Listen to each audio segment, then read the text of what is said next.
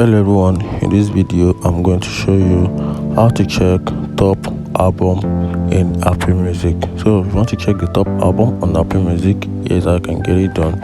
First, you have to open your Apple Music app on your phone. Then you tap on this icon, which is browse. You tap on it. Just give it a few seconds to load the page.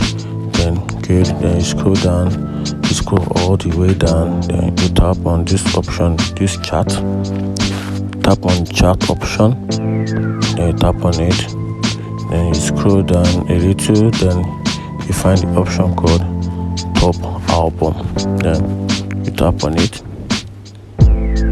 Then right here you can see the list of the top album we have currently. These are the list of the top album, and that's it. If you find this video helpful, like and follow for more. Thank you.